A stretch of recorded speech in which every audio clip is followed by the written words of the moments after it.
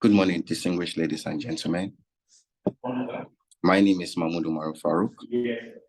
I'm a digital marketer for E86 Limited. The meeting will begin shortly. Please exercise some patience.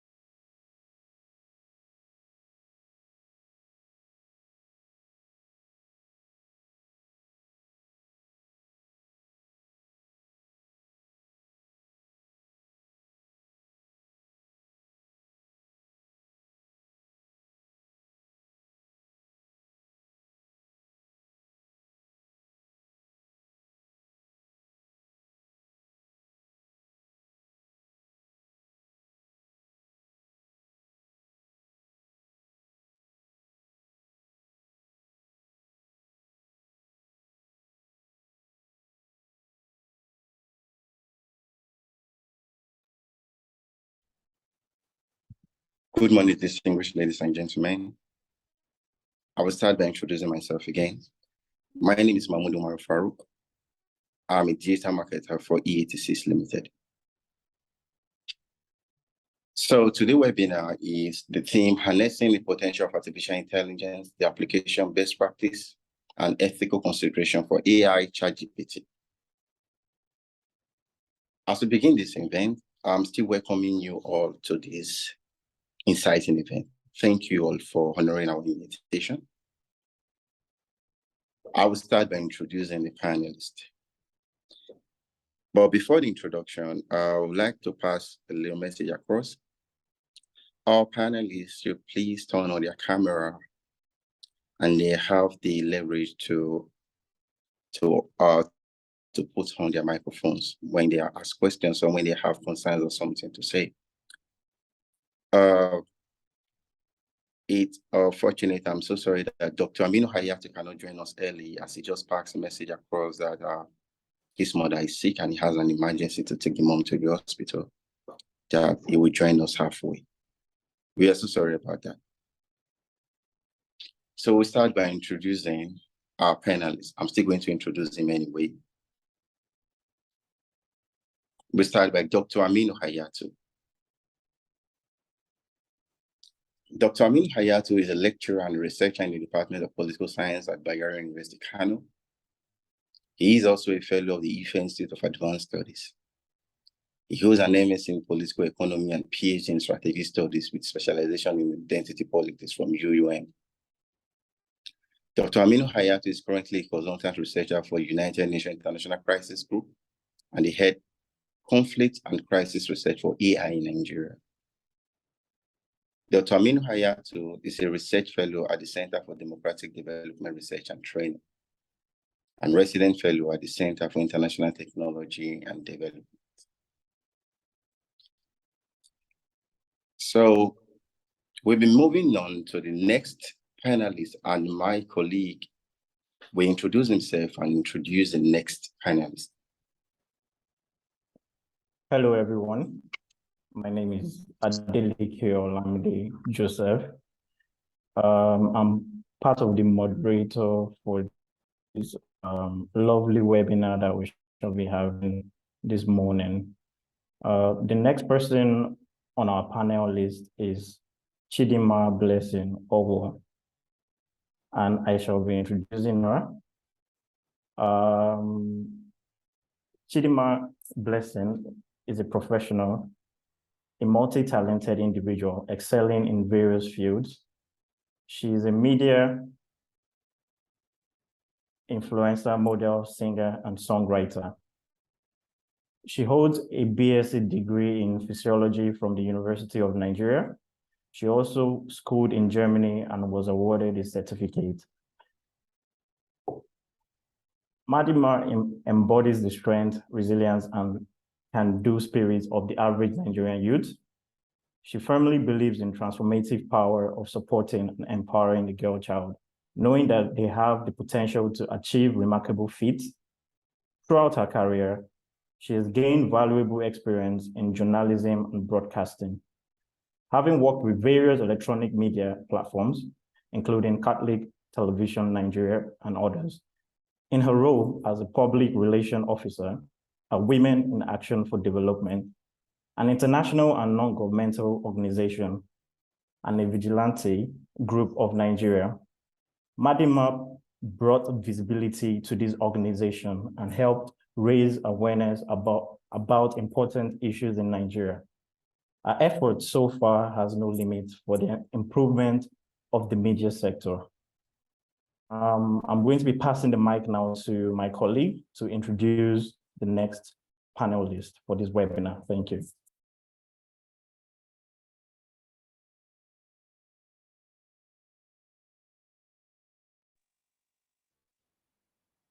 I'll introduce the next panelist.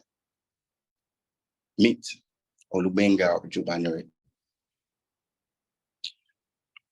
Olubenga is dedicated academic, pursuing a PhD in Business and Management and the Aramon Business School in Morocco, with research interest in Industry 4.0 adaptation and data transformation of manufacturing enterprises, He holds a master's degree in business administration and has practical experience as a lecturer at the Obafemi Awolowo University.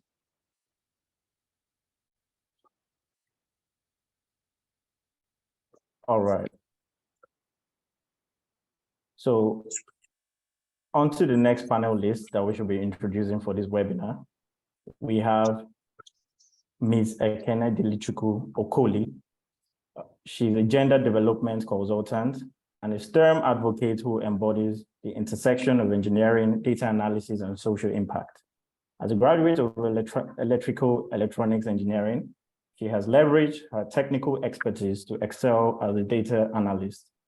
As the visionary founder of STEM Dazzle Empowerment Network, Ekene envisions a future where girls across Africa are empowered through STEM education. Our NGO strives to create a leading Pan-African platform that equips young girls with the tools and knowledge needed to thrive in the world of science and technology.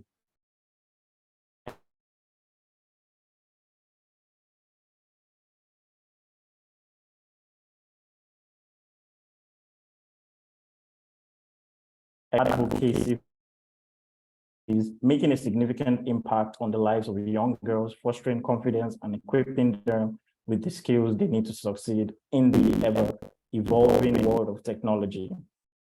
She's a woman in the oil and gas sector and is currently the liaison executive for Deepwater Midstream Company Limited, a leading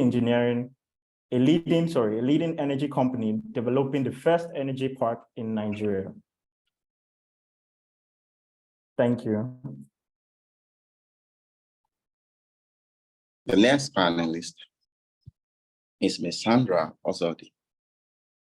Sandra is a citizen software developer with passion for leveraging technology to transform the healthcare landscape. With a proven track record of developing innovative health solutions, she has constantly delivered impactful products that have transformed the way we approach patient care. Her journey began by recognizing the power of data in driving meaningful insights. As she encountered vast and intricate data sets within the healthcare domain, she delved into the field of data science to enhance her ability to explore, represent, and analyze complex information. This fusion for software development and data science has become her driving force in creating cutting-edge solutions.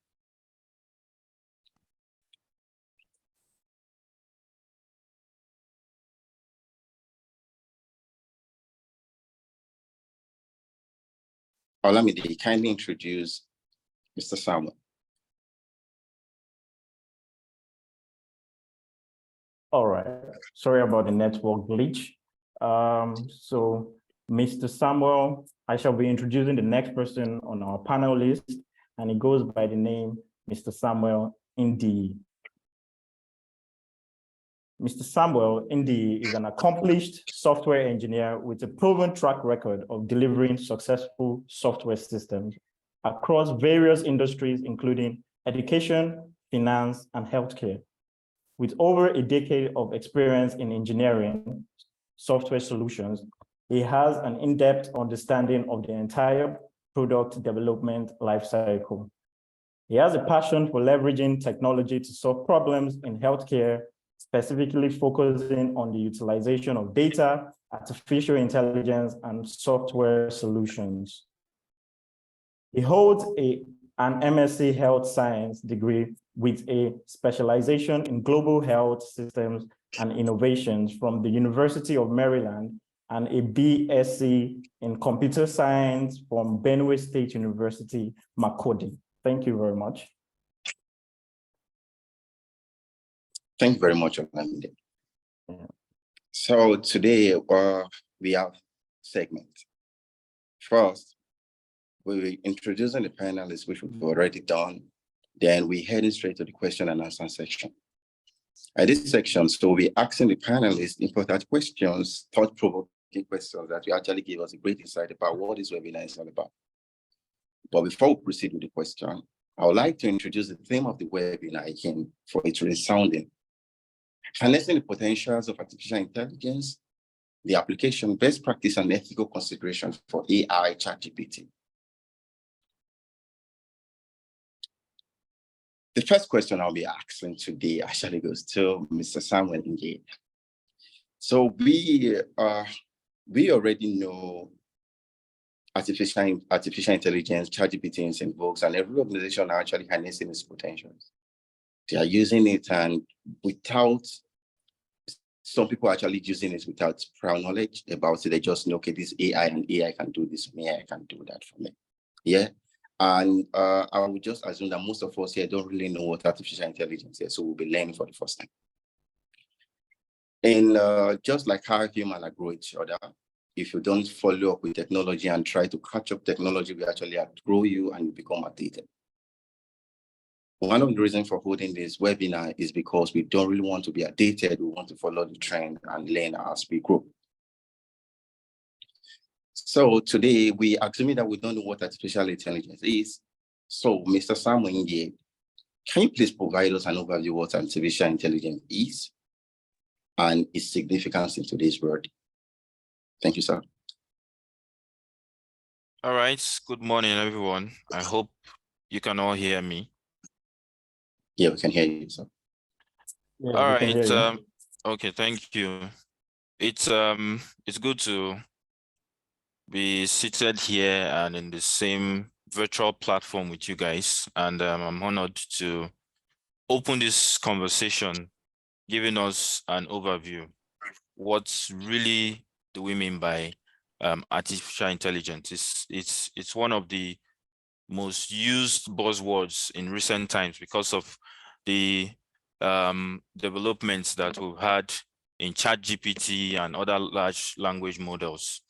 So simply put, artificial intelligence is just making use of the computer to mimic the human behavior.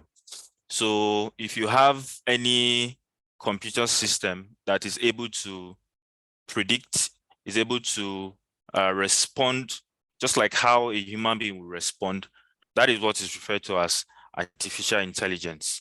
So you can look at artificial intelligence as a concept and also a field of studies or a field of area.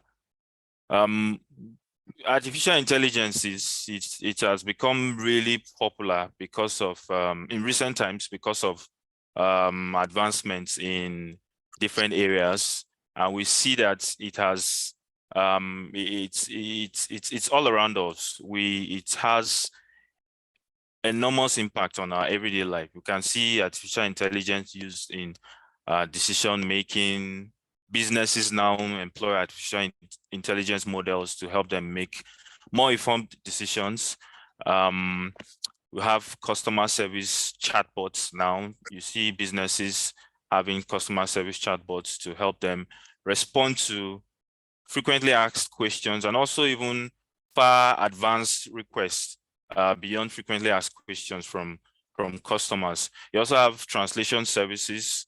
You see people talking to other people from different backgrounds, using different languages. That is because we now have AI translation services that are able to translate not just word for word, but also translate based on cultural context. And that is all powered by artificial intelligence. So simply put, it's basically using the computer system to respond and behave like a human being.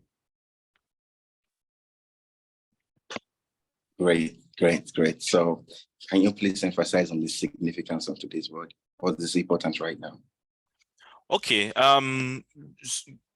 Artificial intelligence is all around us. This webinar we're having now wouldn't have been possible without some innovations in artificial intelligence. We have real-time communication. We are able to automate stuff, repetitive tasks that should take time to accomplish. We have AI systems that automates these things for us. But more importantly, my background and my practice has been in leveraging technology to improve healthcare. So you see that we now use artificial intelligence for healthcare diagnosis. We use artificial intelligence to, make decisions that affect the treatment. For example, in the HIV landscape, we collect treatment data from patients, and based on the data, based on the drug regimens that are given to patients, we are able to now predict, and tell what the trend would look like in the next couple of years, so that if there are any strains, if there are any, if there are any areas that we need to target interventions at, then we'll be able to know when we leverage on these AI techniques to make predictions. Great, thank you. All right. Thank you so much, Mr. Samuel, for that lovely contribution. The next question that we shall be asking is, artificial intelligence, like you said, has been part of us, and we have been, using it to solve solutions and problems in our society today. So over the years that all this evolution has happened, what are some notable achievements or advancements that have contributed to its growth? Okay, so artificial intelligence has become really powerful and popular today because of three major things. The first thing is we now have increased computing power. Secondly, we have data availability. We have enormous amount of data, and there's been a lot of innovations in algorithms, artificial intelligence algorithms. So for you to have any AI-powered system, for you to make a computer to behave like a human being, you need to teach that computer. So that is what is referred to as training. You hear a lot of data scientists and machine learning engineers talk about training of models. So you need data. You need to feed the computer system data to train the system. You feed the computer system with examples of different scenarios. And for you to get those different scenarios, this would come from data, generated data. And it has been very easy and possible for us to achieve that now because of the vast amount of data. In the last decade, in the last 10 years, we've generated more data than the entirety of human history.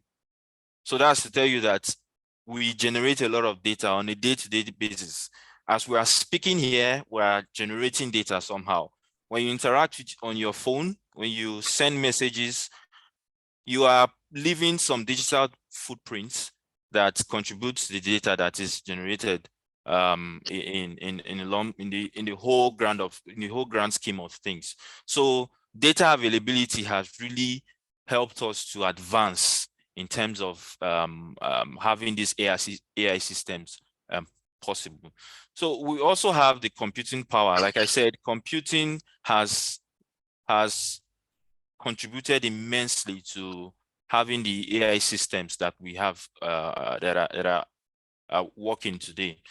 In the past, we had data, not as much as now, but for you to train these models, for you to tell this computer that, okay, these are the examples, look at this, so that when you see a new input, when you are offered a new challenge, you use the experience of what has been fed into you to respond to that challenge. You need a lot of computing power to achieve that. Today, our smartphones are powerful than the gigantic computer systems that existed just 20 years ago, from processing power to storage to memory capacity.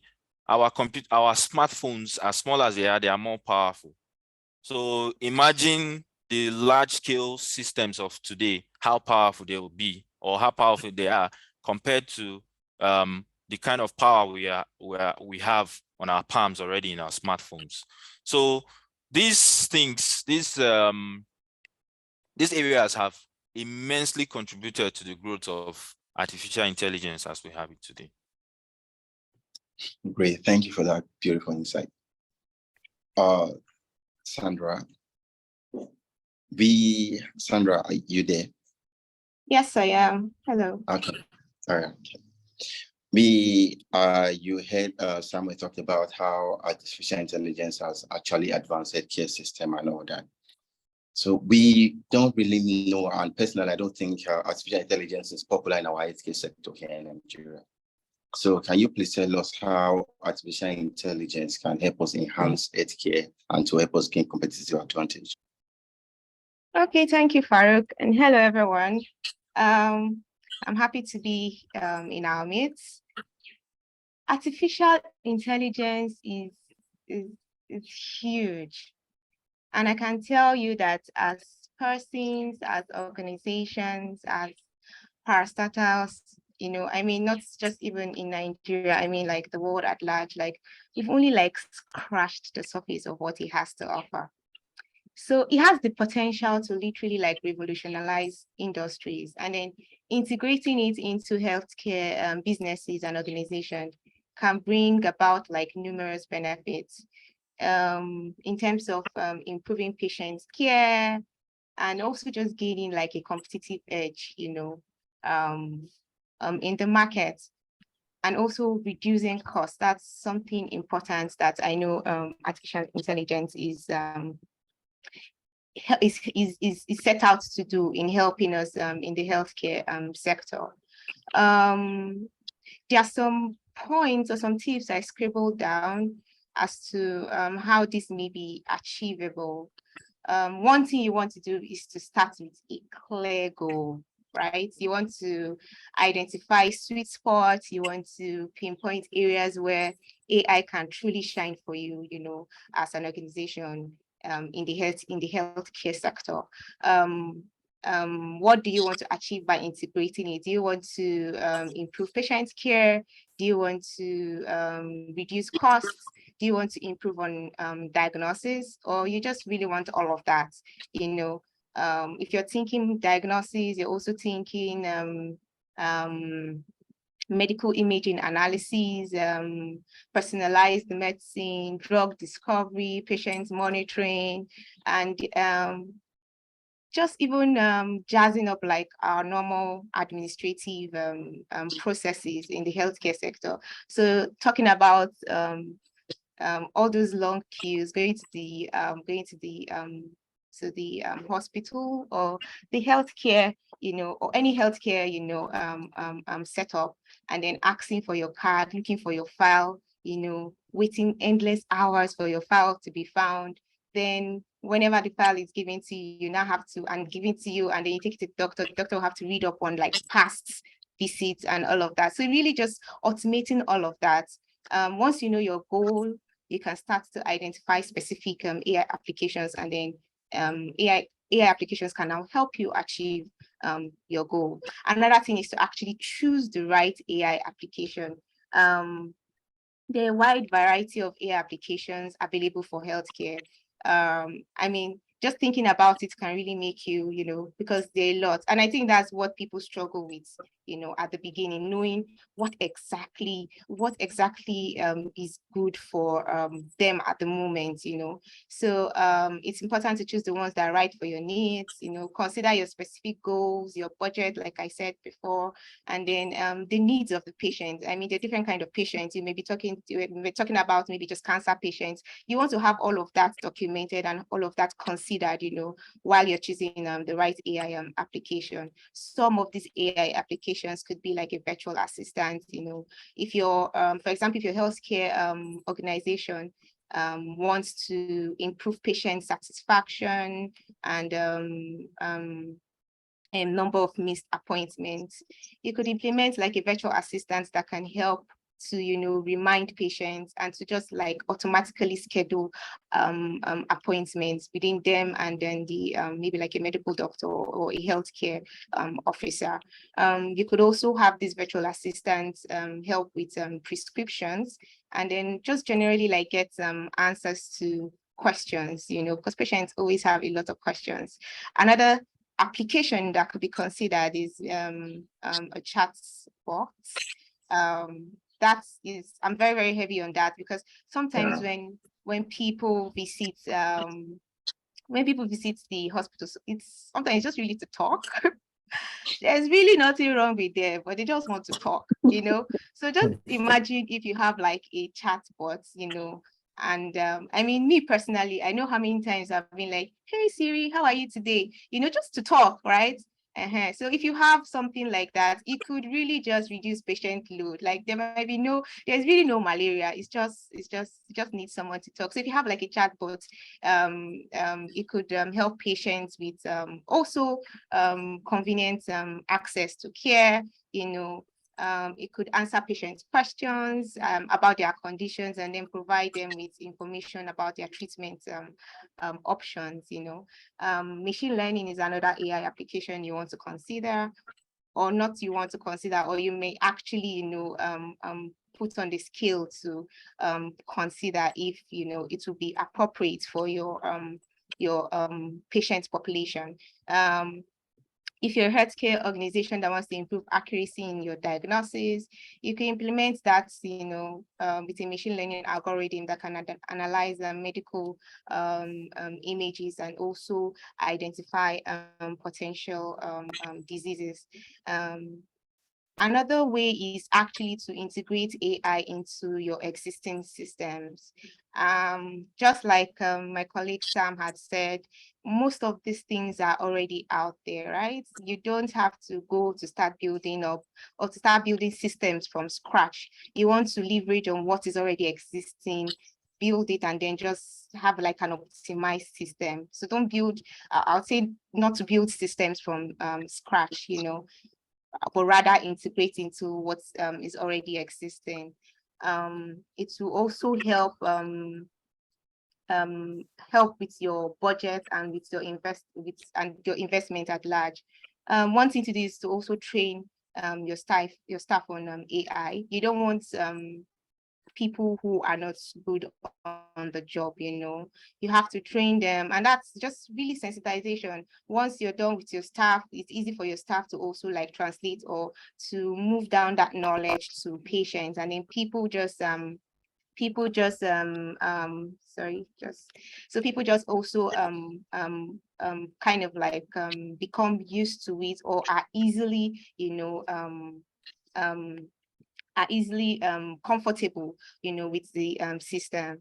And then finally, to measure the results of your AI applications, you want to know like how far you've come. Is this really helping me with diagnosis? You know, is this really helping? Is it really helping me to reduce patient workload, which was actually the major, you know, reason, you know, for actually implementing these processes. You want to know if it's helping or impacting in patient care and efficiency, and then it just really help you know if your AI application is meeting your goals and if you need to make like changes moving forward.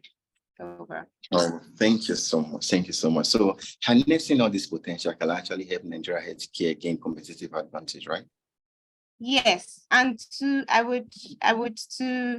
I must also comment that, or just put it out there. There are actually some healthcare organizations that have some of these in play. Nigeria has moved forward very well when it comes to like AI. I must give it to them because they're really, really trying, you know. So there are actually some healthcare organizations that you walk into, and then you can see you don't have to go through all the mundane tasks of waiting for hours for them to find your file, and all of that. I have literally visited a healthcare, and I think it's even very popular here in Abuja. You visit healthcare, or let's say a hospital, and then you have a virtual card.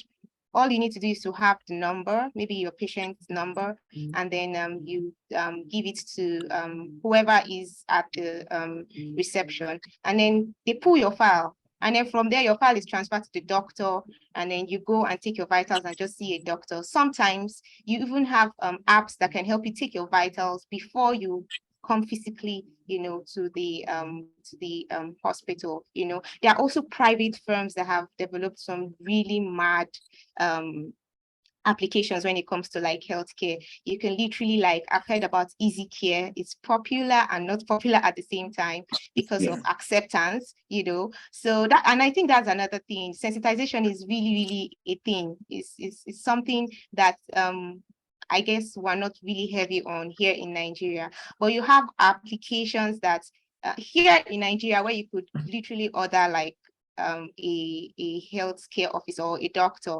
via your phone, right? Based off diagnosis or whatever your conversations are, you can now decide to actually do like an in-visit, like visit the healthcare personally, or you can actually get all of what you want on your mobile, right?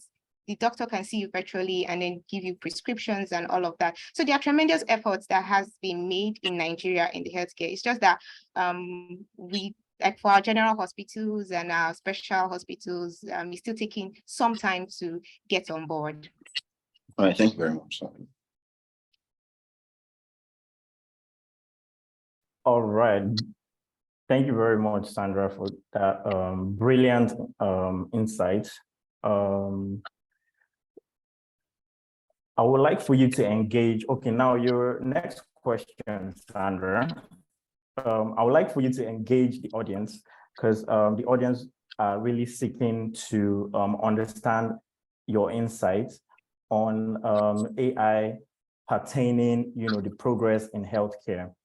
Can you tell us a captivating story that illustrates the potential advancements and trends we might see over the years? Please kindly spark our imagination. Okay, so I can start with a story, right? One thing I know that has helped in the healthcare sector as regards to AI is so for instance, I was part of a team that developed an application we called at that time Ferin Zuchia, right? I mean, it's just a name, but really it was to help doctors in a very remote area in the northern part of Nigeria to help them with, diagnosis, So I remember one thing that was made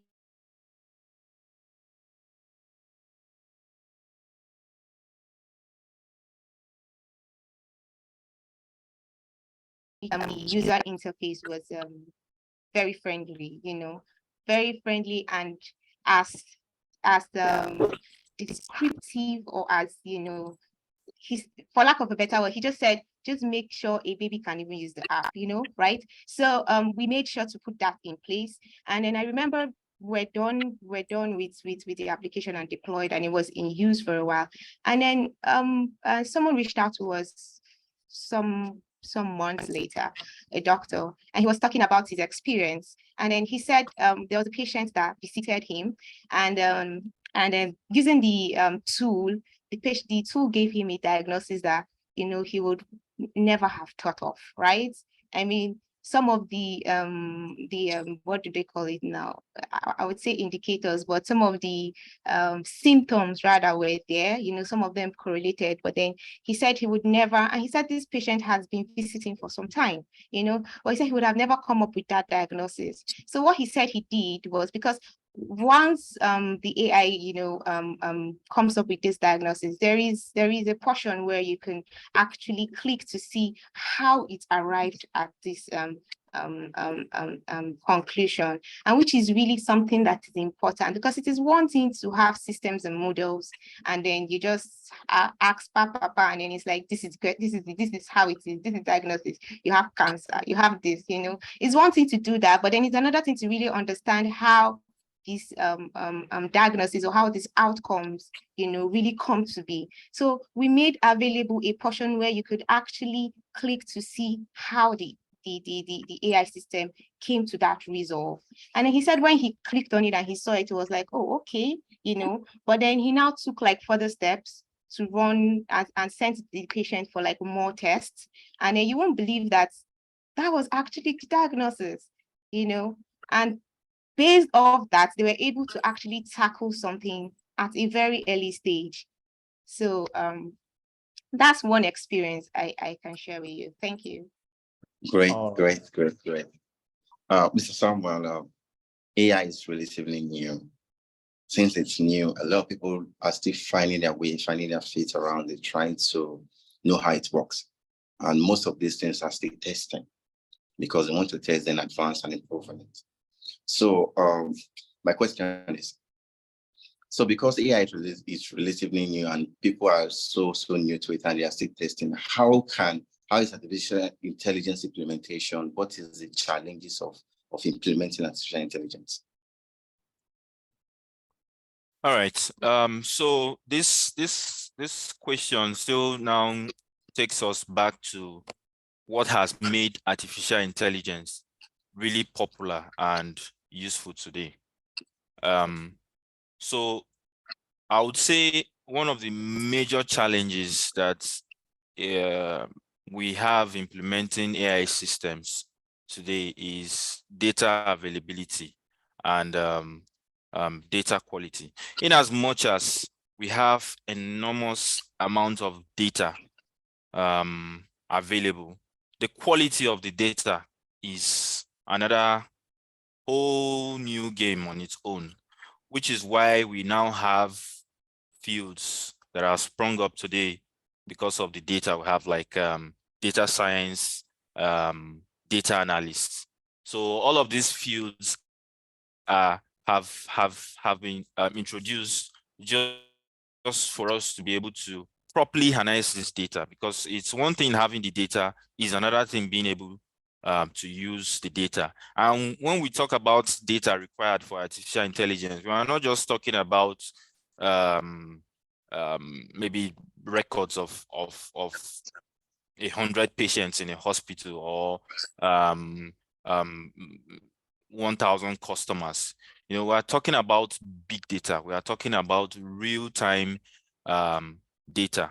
So having the data is one thing, the quality is another thing. Then you need domain-specific data. If you want to train an AI system to predict, to come up with diagnosis, just like Sandra, the application Sandra talked about, you are not going to go and take data that was collected from a supermarket or data that is totally unrelated. You are going to need data. You are going to need real diagnosis data. You are going to need doctors that would actually come up with some diagnosis, and you feed those diagnoses as data into your system. So you need domain-specific data. So one of the areas that we can solve this issue of data quality and limitation is bootstrapping. You cannot continue reinventing the wheel. If you have systems already, you can just adopt the systems and improve on them. Today we have large language models like ChatGPT is just one of the large language models. It's catching up because of the popularity that it has gained in the last couple of months. We have other large language models like the one from Google, Bard. We have other ones from IBM, from even Microsoft, beyond OpenAI. So there are large language models now that you can adopt, like you can download them and train them. They are pre-trained already. So let's say you want to develop an AI system that will predict if a patient that is on treatment, you have a HIV patient treatment that is collecting drugs. One of the challenges that are faced with that kind of scenario is along the line, you find that that patient is no longer coming to collect drugs. It's no longer adhering to the treatment. So if you want to train an AI system that will do that for you, you can just pick up a pre-trained AI system that maybe has been trained already to have the general understanding of diagnosis. You just have the general understanding of how HIV treatment is done, you know, and then you now feed your own data. There are numerous examples now, numerous options these days. There is a pre-trained AI system called Huggins Face. So that is one way that we can use to leverage, we can use to overcome this challenge. Then another challenge that I must mention here is ethical and bias consents. So you have data that you've used to train AI systems, but your data is skewed. Your data is not reflecting a broad understanding of how, or a broad landscape of how that particular area is supposed to be represented. If you have such situations, you would have bias, and that would now come up with you now have situations of ethical breaches or ethical issues.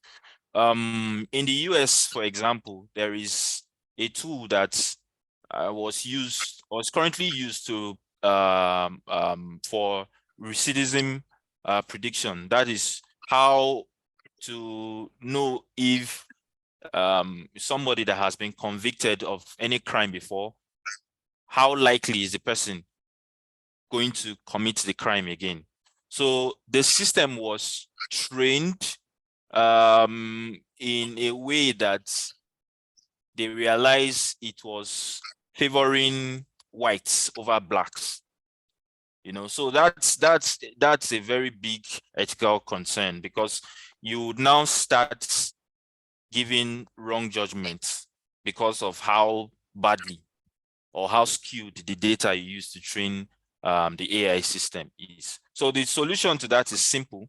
When you are training your AI model, when you are giving your computer examples, you try as much as possible to be as broad, to be broad in giving these examples. Don't be biased. Don't do a one-sided training. So these are some of the challenges. There are numerous challenges, especially as the field of AI is advancing and we have a lot of people coming into the field. The challenges are increasing. So many fields that are coming up today are also to address those challenges. Thank you. Yeah. Thank you so much. Before my colleague take the next question, I would like to let you know that we see all the questions on chat box. You can drop your questions and keep dropping your questions. So we will definitely direct these questions to the panelists for you, for them to answer. So let me move on to the next questions. All right. Thank you so much, Mr. Samuel. That was a brilliant insight. Moving on to the next question now. I would love for you to share your insights.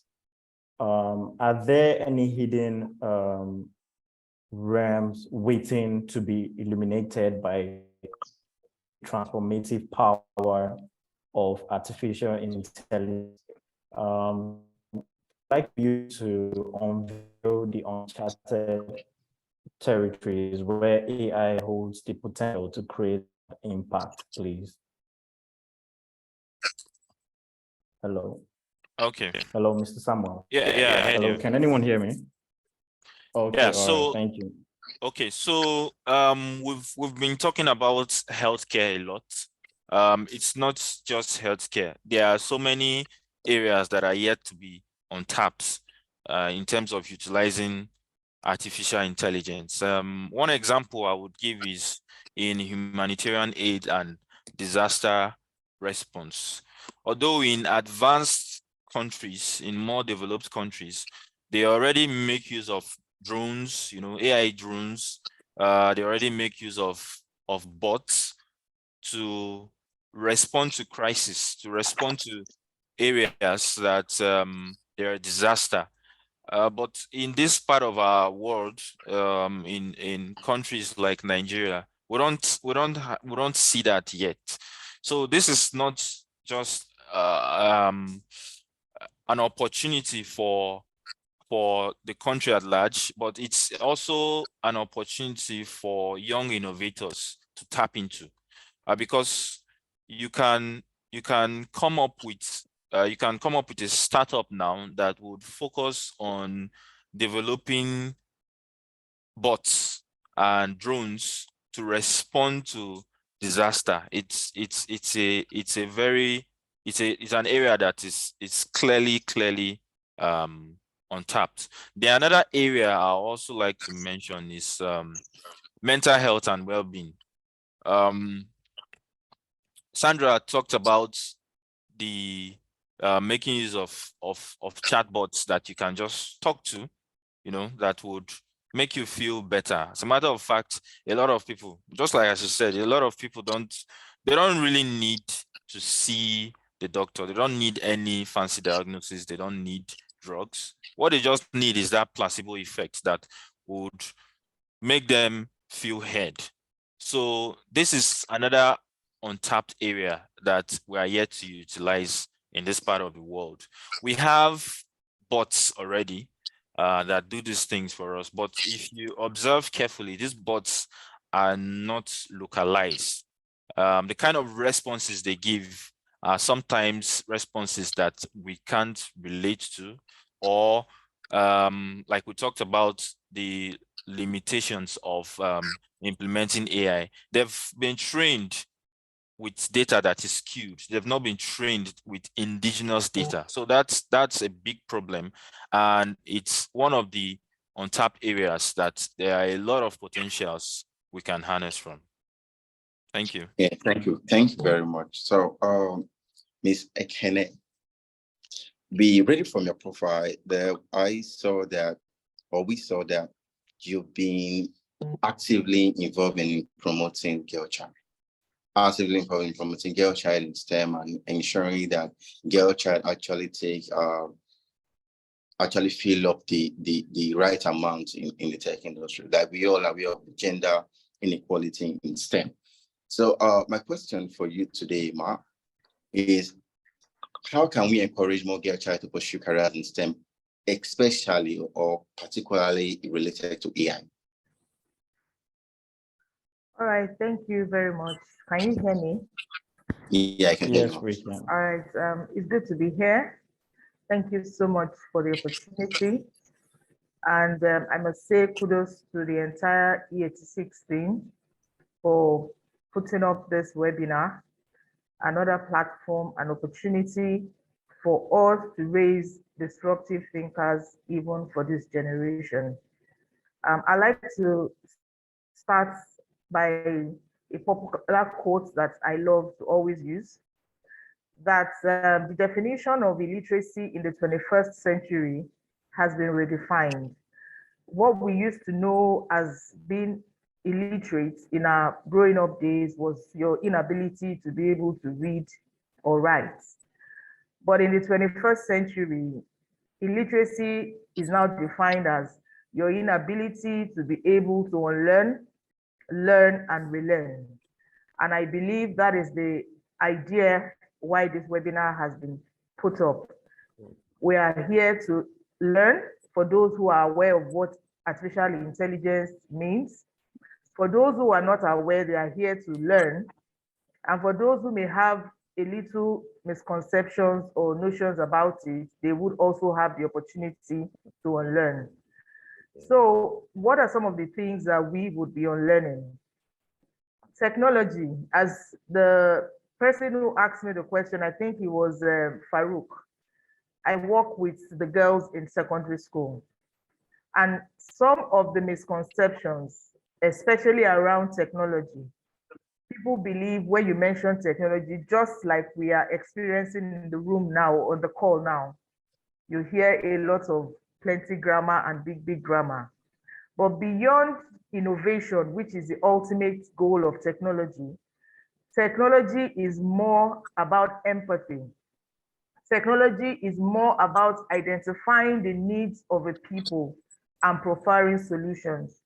So all of what Sam and Sandra have all been talking about, it has narrowed down to identifying health challenges, identifying challenges in the banking sector, identifying problems in the transportation sector, and technology has been leveraged to provide solutions.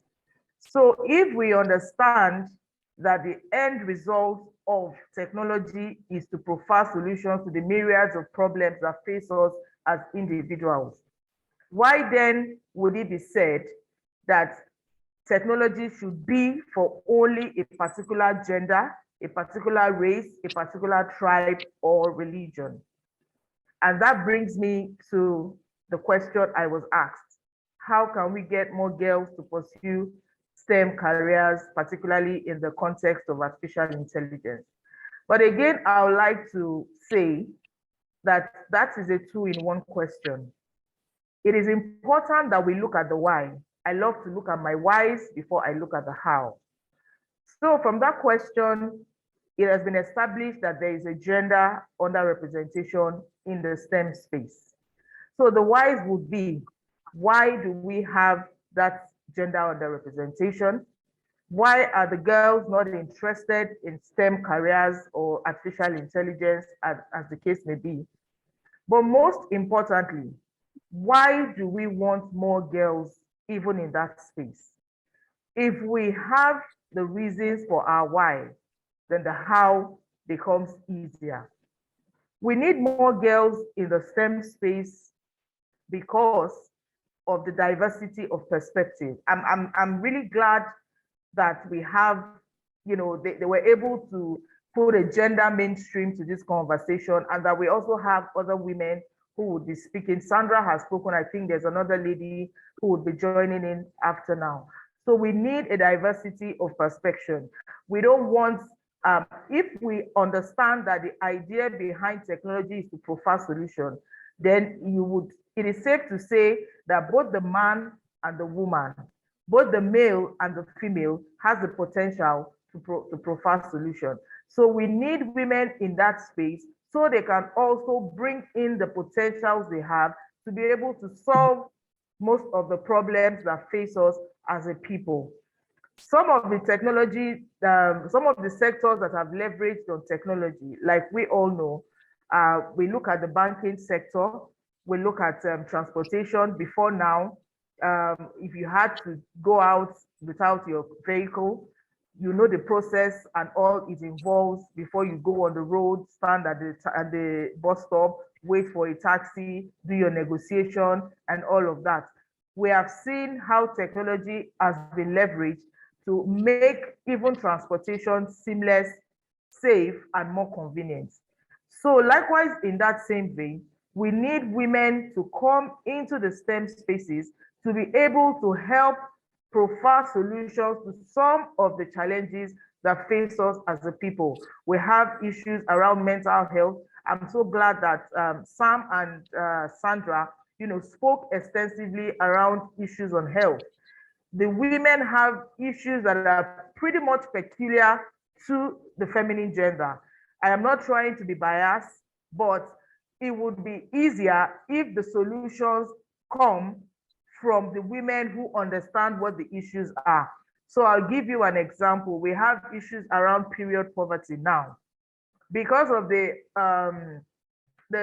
economic situation, quite a number of women are not even able to access menstrual products anymore. So we are back to the stage or the era where women are now forced to use tissue papers, rags, and what have you, taking us back to the era where we have left. So what solution can be proffered to solve this problem that is becoming an epidemic right now?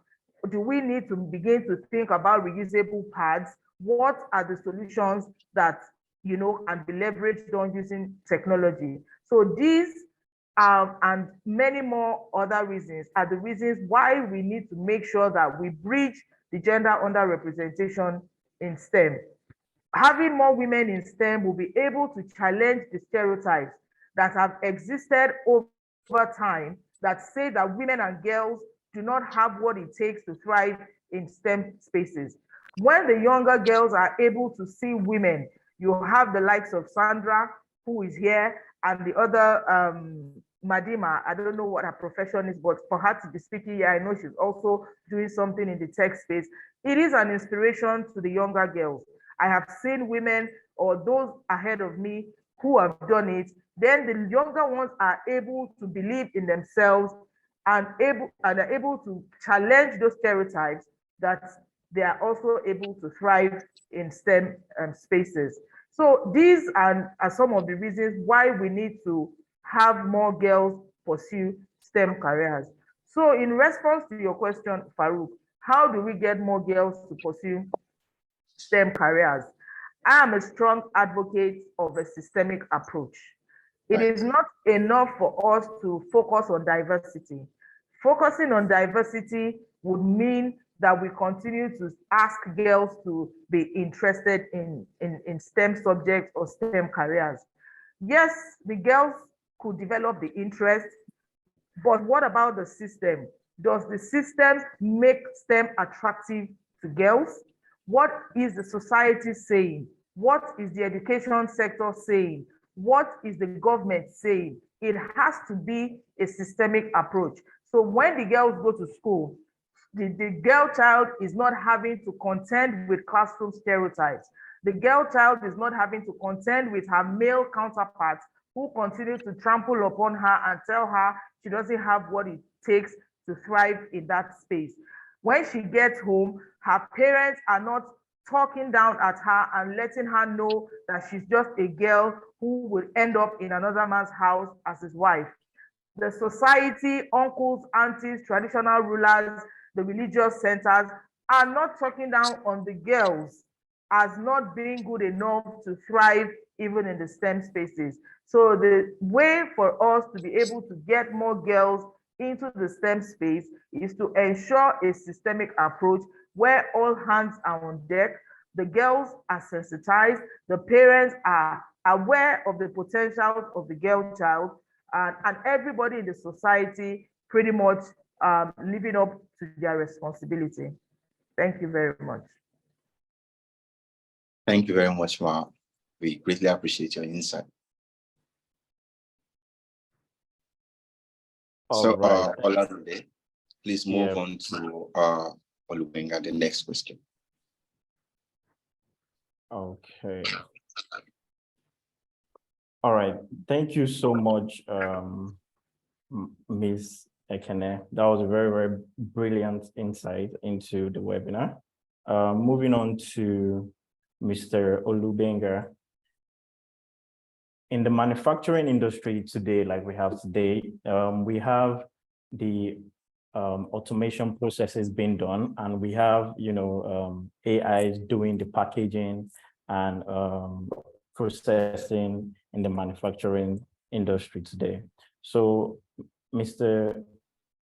Olubenga, I would like to ask, what ethical considerations should be kept in mind when developing or deploying artificial intelligence in our applications today? Thank you very much for this opportunity, and let me join Ms. Ekene to say thank you so much to the E86 team. Now, so to go straight to the question, I'd like to say that when we talk about ethical considerations with respect to AI, especially in her very broad space like manufacturing, I would like to start with the concept of ethical relativity. And this is what I mean by that. The ethical concerns for, say, a biopharma, that's a manufacturing industry in area of medicine, pharmaceuticals, and all of that, is a little difficult or a little different from another manufacturing industry in, say, fast-moving consumer goods.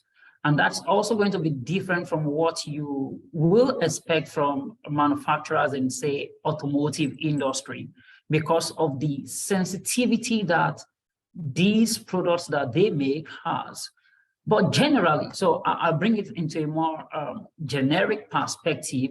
So when we talk about ethical consideration, one big broad thing that we will continue to talk about is the issue of data, right? So everything AI is everything data. What do we do with this data? How do we get these data, first of all? These are issues that bother us. These are issues that call for ethical concerns. Because like you mentioned, if we're talking about manufacturing, we are talking about right now, maybe we have a few companies who are really, really leveraging AI in its full space to have like smart manufacturing system, but majority are basically just at some degree of automation phase, right? Just deploying technology here and there as standalone technology. But in the face of all these greed and incremental deployment of AI, the issue of data use, data management, data privacy is a very, very strong ethical concern. How do you get the data that you use? What do you do with this data when you acquire them, right? Is there informed consent? Okay, if you have my informed consent, are you then using my data for the consent to which I gave, right? So these are a lot of ethical issues that borders around deploying AI into manufacturing. Another tricky thing with manufacturing space is here you are thinking about data from multiple sources, right? Data from the customer end, data from the supplier, internally generated data in terms of manufacturing processes and all of that. And these require different issues, different approaches in terms of managing these data and the issue of privacy concern. And so I won't overflow that, but that's like the heart or the base on which every other ethical issue sits when we talk about deploying AI. The next thing is going to be the issues with respect to human-centric approach to deploying AI, right? So we are thinking manufacturing, you think about robotization, and then you think about what are the ethical issues in terms of human-machine interaction? Where do we draw the line, right? How do we train the models? How do we train these machines to recognize humans and to treat them? So we need to also bring into perspective the issue of human welfare into AI deployment. And if we want to bring this home to mainstream Africa and into our context, then we are going to have the issue of social ethics in terms of job availability. How many data engineers do we have? One of the reasons why we have a couple of manufacturing enterprises in Africa is to leverage a cheaper labor, right? To leverage the cheaper workforce. But with the deployment of AI, we are fast losing this competitive advantage, right? Because what I would employ 10 persons to do because they can do it for cheaper in Nigeria, I just have to do a one-off investment into one fine robot and it's going to perhaps do it better. There is less human error. It's not going to ask me for sick leave. It's not going to go on maternity leave or paternity leave. It's just working every time. But then we have the social ethics, because ethics is beyond what happens in the companies, about what will be the aftermath of these in the society. And then we have the environmental ethics in terms of how do we respond, because we need to plan from now how we are going to respond to AI waste. Now, AI waste, quote and unquote. I'm not talking about the AI softwares now, I'm talking about the hardwares that accompany these things. I visited a couple of places for ethical reasons that I will not mention their names, right? And I saw a huge pile of desktop computers. How do we treat this trash? Because now we've evolved past that, and then they become like a complete nuisance in the society. So we need to think about the environmental impact of how we deploy AI in manufacturing from now. So we've talked about data, we need to think about human-centric approach, and then we need to think about social and environmental concern. And one last one I'm going to mention, as I try to keep to time, is the issues with compliance, standards, and unified regulation. These are major issues for manufacturing in developing economies, right? And when I talk about compliance issues, we're talking about, because when we talk about AI deployment, we are looking at processes. What are the standards? What are the regulatory framework that manufacturing enterprises have to comply with? What are the ethical standards that these enterprises have to look into in their organizational acquisition and all of that? So we need to think compliance, we need to think accountability. So if there are no regulations, there is nothing to hold anybody accountable to, because there are no standards, there is really nothing to comply with.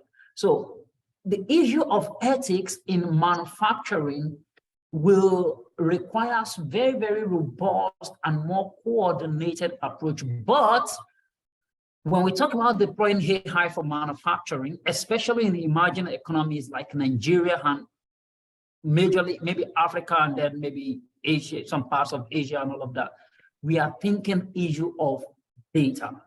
And I would like to drop this. We talk about Africa housing close to 40% of global mineral resources and natural resources for manufacturing.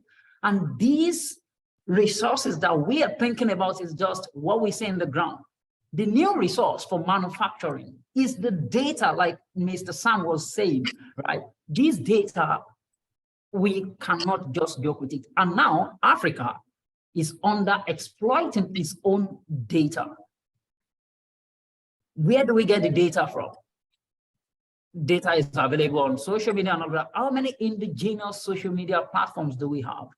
These are concerns when we talk about manufacturing. Now, Mr. Sam was talking about the issue of having indigenous data to train models for indigenous responses. And this is where the issue of data stay underlined in terms of ethical compliance. So I think I will just pause on that and say, yeah, ethics is important in terms of AI in manufacturing. And when we are looking at it, we look at in terms of data privacy, we look at it in terms of regulatory concerns, we look at it in terms of human-centric approach in the process, and the social and environmental implications of deploying this AI. Thank you so much, Olubenga. I think you just dropped the food for thought. Where are we getting this data from? That's a good question. I will be back to that. We'll come back to that. So, Malima, are you there? Malima? Yes, I'm here with us. Oh, okay. Like Ms. Ekene have said, I love what she said. She said, technology is more about empathy. And talking about technology, she spoke about gender balance and how we can actually encourage more girls to pursue STEM and the context of artificial intelligence. So, Madima, why is gender balance important in AI development, and what are the challenges faced by an underrepresented group in this field? All right, thank you very much. I am really happy to be with us right here on this panel or on this very topic and situation. Yes, gender balance. In the first place, before I get onto that, let's talk about like the essence or the major importance of AI. You know, in a layman's understanding, this is a modernized intelligence we're talking about.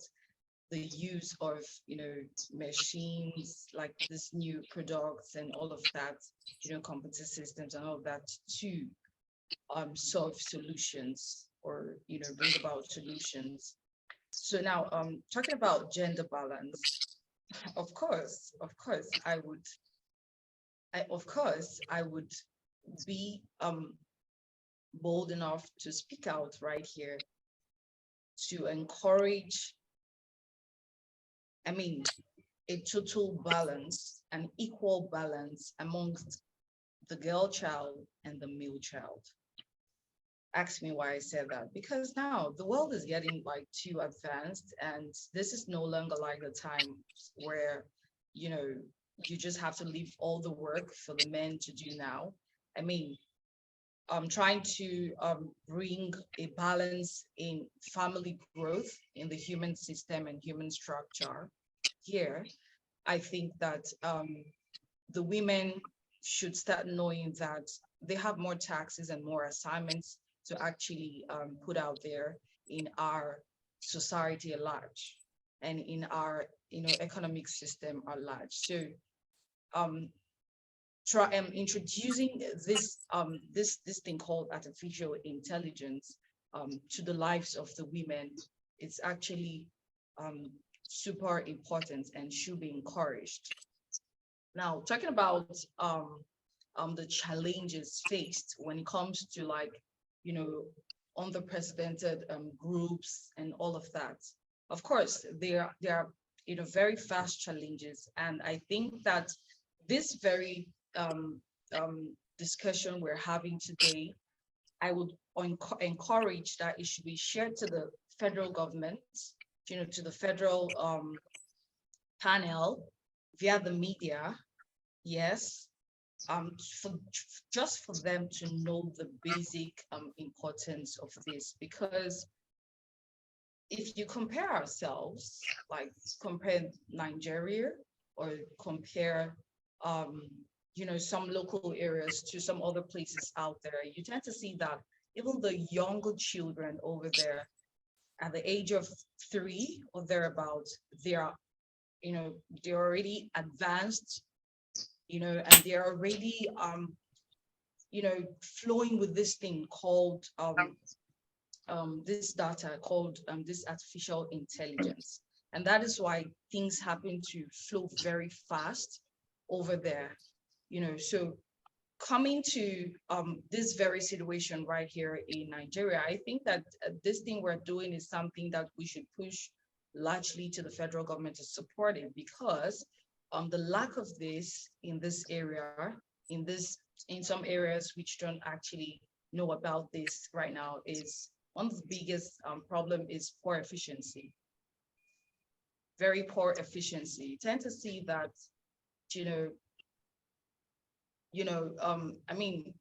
because the world is getting too advanced, and because, there should be better and quicker and faster ways to solve solutions. When we lack, data like this, we tend to see ourselves, going backward. There are a lot of other, challenges that comes up with the lack of having, this thing called the AI. We have poor learning and training, we have poor wildlife conservation, we have poor, research and development, right here, like in those areas basically that don't, even they're not even aware of this very circle. So, and that is why it's pretty great that we keep talking about this. Now, balancing from the women, I'm not going to go too far. I'm going to talk around the media stability. Now you tend to see more people use their talents or use what they have to actually be successful now. You tend to see a lot of people who basically probably were not doing pretty good, in college, or even people doing pretty good in college, and then they're out today and somehow no jobs or whatever. So the use of this AI, is, however, being advised, more especially to the women. Why do I say it's more advised? Just to make the women start getting busy, you know, to make the women not just leave the whole workload for the men, you know, and all of that. It's super, at me personally, I'm going to advise the, I mean, there are a lot of things around the AI that the women could actually lay their hands on, and then it gets them busy and also offer solutions to their basic needs and amenities and demands. Yes, thank you. All right, thank you very much. Thank you very much for this wonderful insight. Mr. Samuel, are you there, sir? Yes, I'm here. Okay, so Olumbenga talked about something very important. He said, where are we getting this data from? And talk about ethical considerations that we should actually put in place when deploying AIs. You get? So talking about ethics, can you tell us more about ethical consideration that we should actually look at? What are the types of information we should withhold from artificial intelligence and ChatGPT system in order to promote ethical conduct within an organization? Okay. So our data is currently used in ways that we didn't authorize. That's just the truth. Big data companies have access to virtually all of our digital footprints.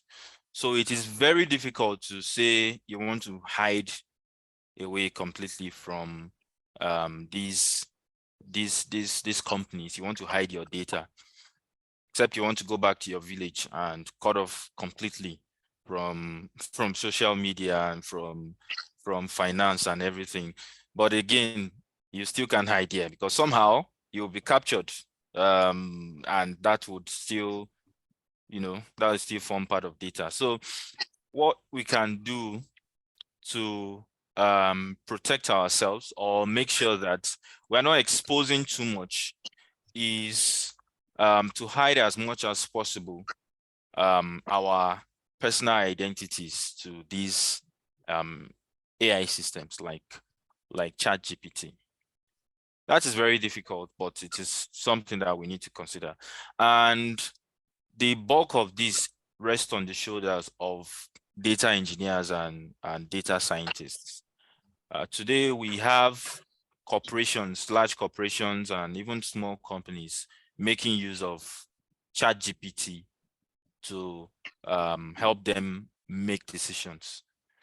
So it is not advisable for these experts to continue feeding these large language models with people's personal identifiable informations, like people's social security number in Nigeria here, people's national identification numbers, people's names, their date of birth, and all of that. It is not advisable for us to do that. And also confidential and business trade secrets. These are some of the things that we need to hide from these large language models. Also, biometric data. We shouldn't expose biometric data to these models.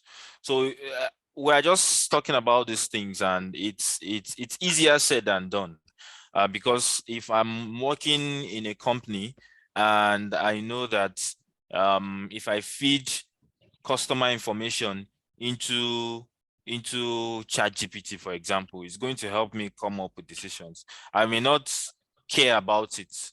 I may not think about it. I'll say, what the hell, let me just go ahead and get my job done. But in the long run, that is impacting how these AI systems know about us, how the AI systems know about people. And it can be creepy. It can be creepy sometimes. Recently, there've been a lot of buzz about different loan apps that reach out to people, send very threatening messages and very embarrassing calls to say that you are owing money, you need to do this. If you don't pay back, you'll be blacklisted from collecting further loans. They even go as far as doing the same thing to your contacts.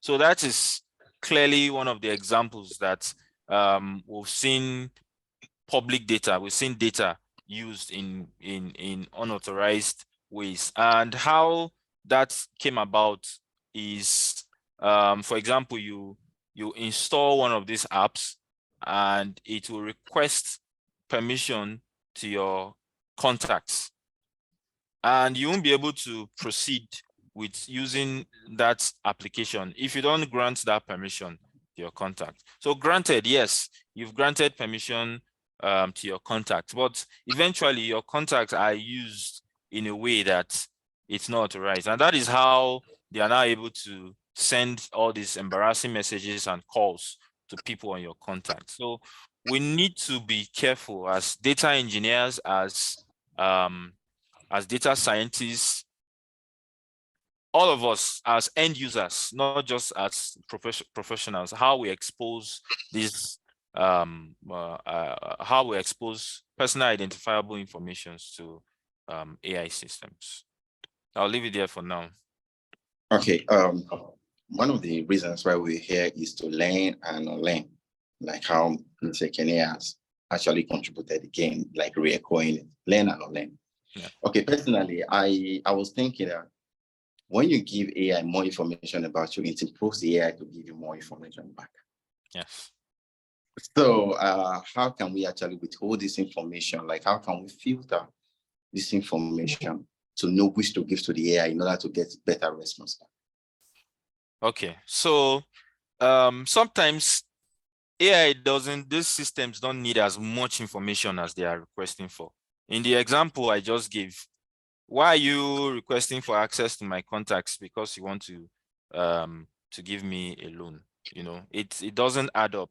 Or you, although that has been put down now, in the past you used to have Android applications that would say request permission to read your text messages. Why are you requesting permission to read text message when you are just a calculator? True. You understand? So these AI systems most times don't need as much information as they request for. Social media applications will request for your fitness data. They'll request for a lot of things that you don't even know why they are requesting for. So if you don't give access to those information, you will still be able to use these apps and you would still get excellent results. As a matter of fact, when training AI models, we'll make more use of aggregate data, although even individual or longitudinal data also is required, but aggregate data is what is used to train most AI systems.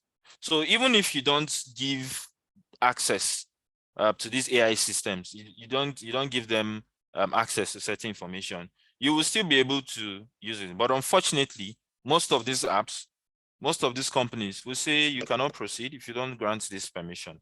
But as much as we can, if we can hide our personal information from these systems, we should try as much as possible to do that. It boils down to ethical considerations, just like Olugbenga talked about. There are a lot of ethical issues surrounding the use of people's data. So, you know, when we talk about ethics, we're not just, it's not law per se. We're obligated as human beings, you know, to make sure that we make use of what we've collected in the most appropriate way. Thank you. All right, thank you so much. Olamide, you can ask the next question. All right, thank you so much. Over to the next panelist. I shall be calling on Mandima. Mandima, are you there? Here with us. I'm here. Oh, okay, lovely. Please, this is a follow-up question for you, please. Please, I would like for you to mesmerize and inspire us with your hidden insights on how you think technology can enhance your line of work. What are those things you feel are lacking currently right now in your workspace in Nigeria at the moment? All right, thank you very much. First of all, I think I'm really super excited that there's growth in not just the fashion style of our life, you know, back in the times where people wear covered dresses, but now they wear bikinis and all of that, and you know, they try to look pink. I mean, but now there's growth in the technology aspect of our doings, of our daily livings. You know, I think that is literally like, I mean, this is really super beautiful, which I really love right now about the advancement that's part of our, you know, generation now. So, you know, I know pretty well that back in the times in the media sector, you know, it used to be, I mean, on the journalism, it used to be, you know, so many of us running to get some data information, trying to get like some stuffs, you know, manually.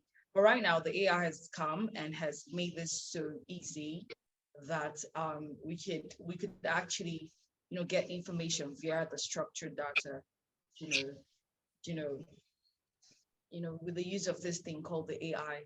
So regarding yeah, still on the media sector, if I got that question right, it was, I mean, what are areas that the media should be improved on, right? Am I correct?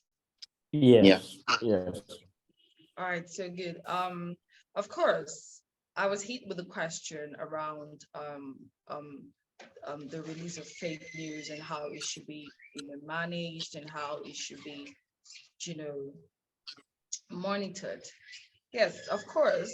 Of course, this the there should be to open. Then I feel like, you know, infos can be managed by maybe facial use.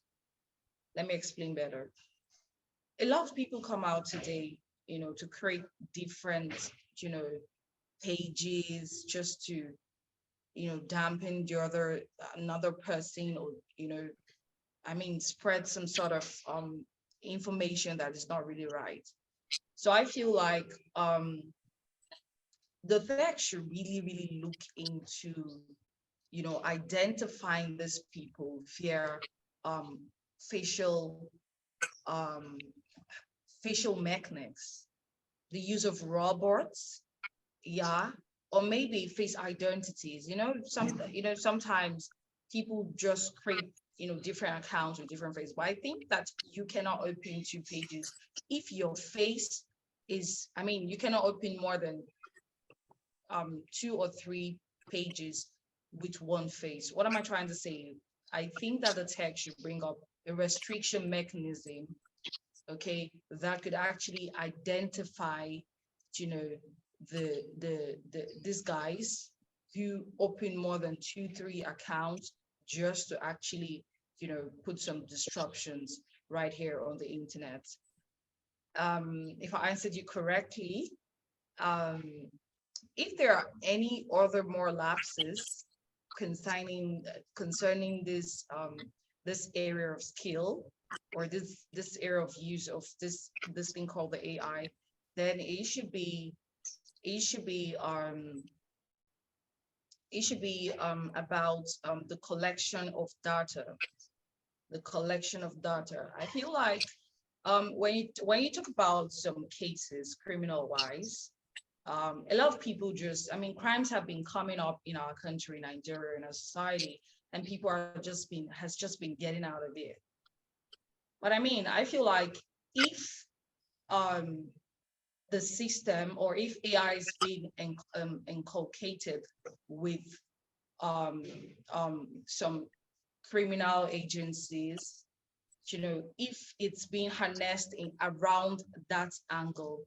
I mean, a lot of crimes that has been coming and being let gone just that way. would be regulated.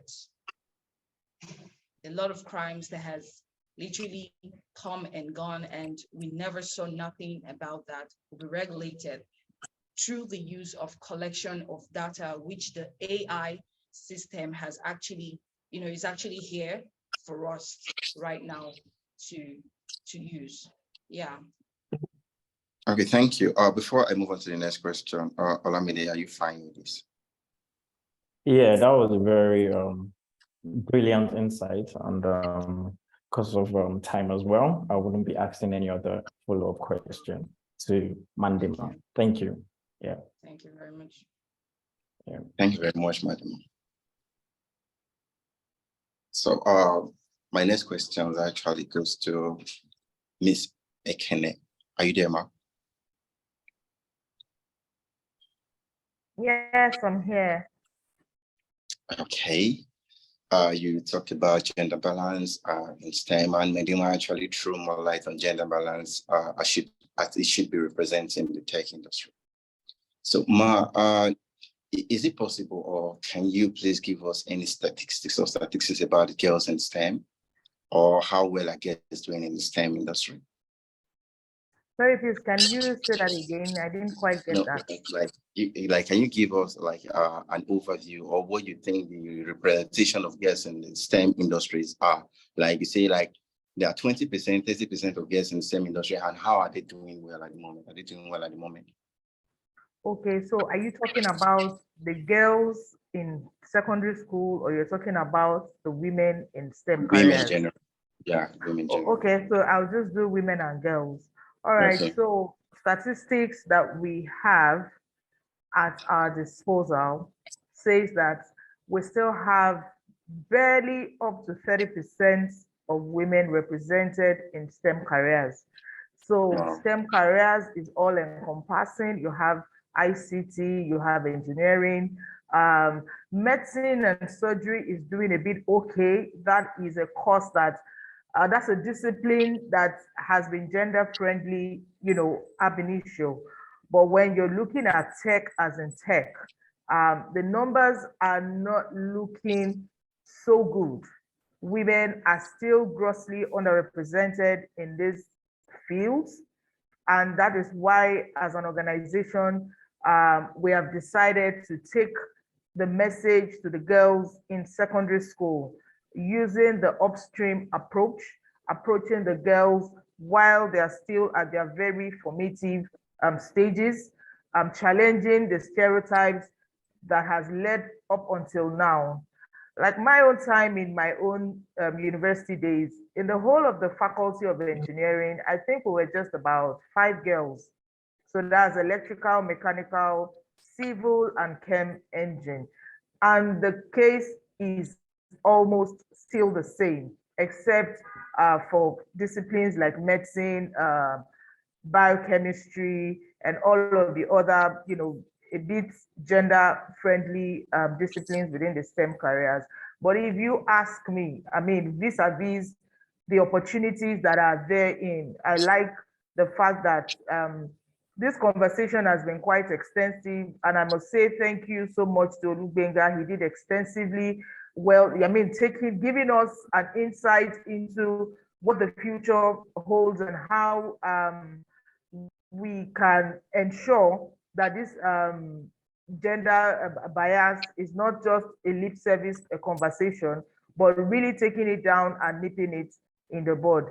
So in terms of the numbers and the representation of women and girls in the STEM careers, the numbers are not looking so good, because we're hoping that we can do better so that women can also bring in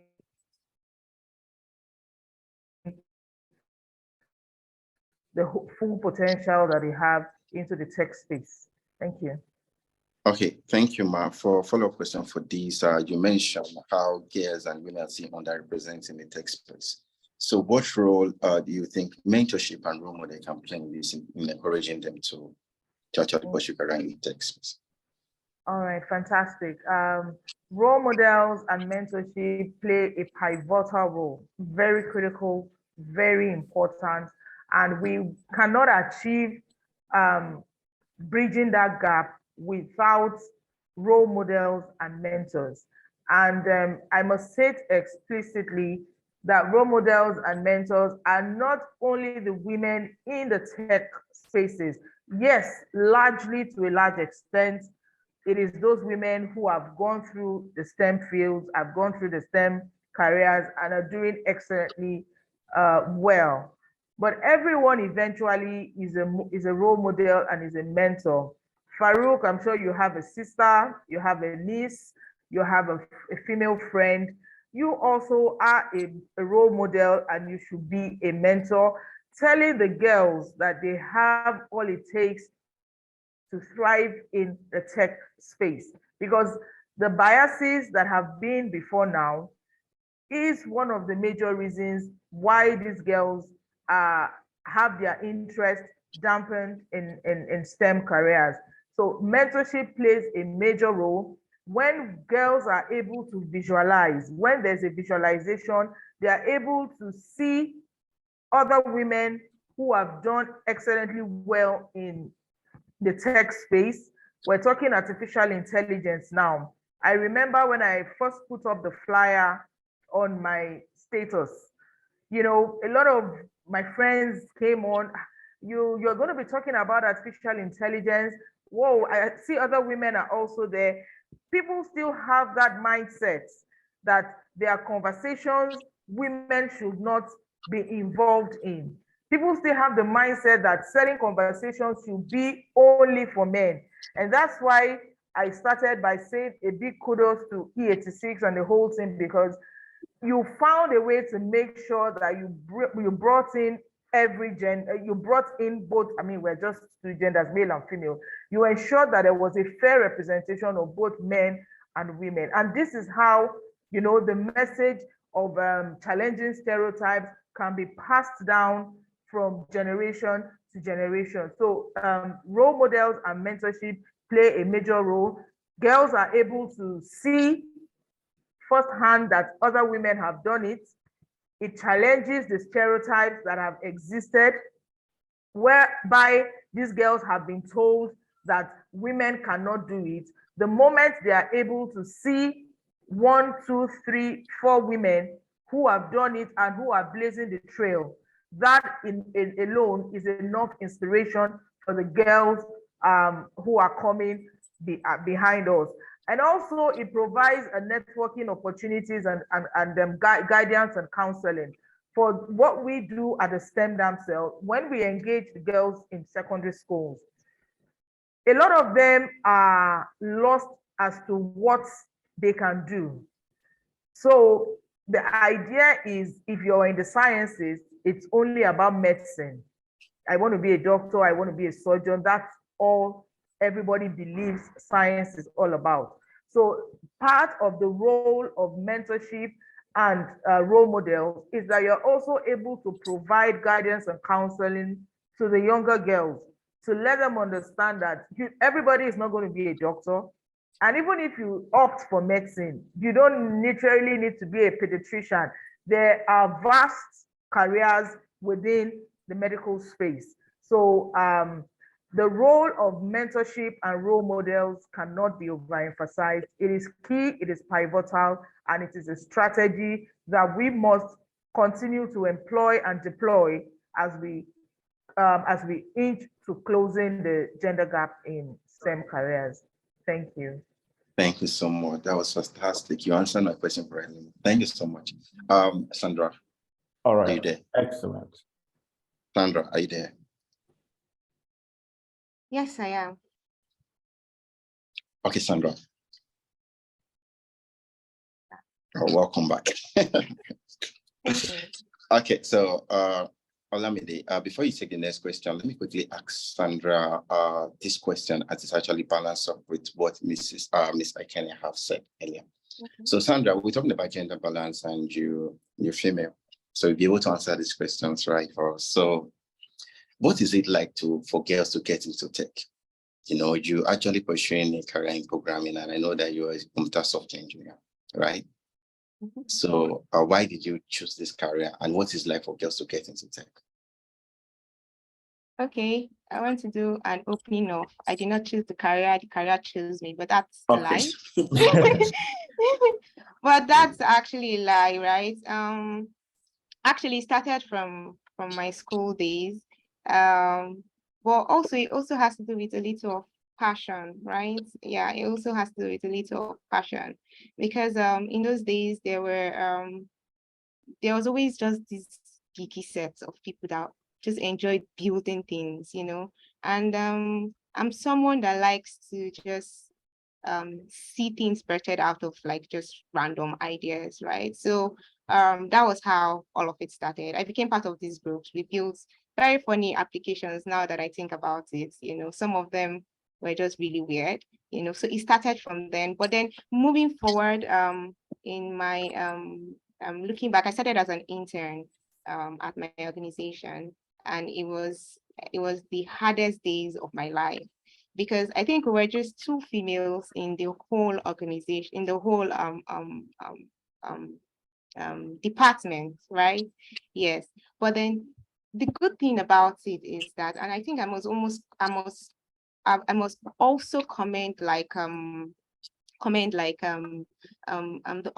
other gender, like the opposite gender, right, in our community, because they also played a very important role for me in helping me grow in my organization. So at the start of it, it's not very directional, it's not very clear. I mean, sometimes people are like, a software developer, I remember somebody even telling me that, by the time you marry and give birth, you change career, right? But then I've seen people, I've seen people get married, have children, have and still grow in this industry. So in as much as it might look unattainable, there might not be like really clear defined paths. Your passion can push you, They are actually, contrary to what a lot of people think, they're actually mentors in the female mentors in the field that people can actually look up to, and people can actually ask for directions in these parts. There's also the bias of segregating what you should do when you are now in the software development team, right? Once you come into the team, they're like, she should be doing UI UX. She should be good with colors, right? They just give you maybe the fancy parts. Why can't I do back end? Why can't I do the hard parts, right? As it's perceived, I'm not saying UI UX is easy, right? But then it's just always very it's just the next thing that just comes out. They're like, okay, since she's a female, she'll be good in UI UX, or it will just be easy for her to do. So there's just that little apportioning of what roles should be done since you're like a female in the industry, But like I say, passion and just having the drive is all you need to excel in industry. Thank you. Yeah, I think I have something to add to that. Okay, go as ahead. well. Go ahead.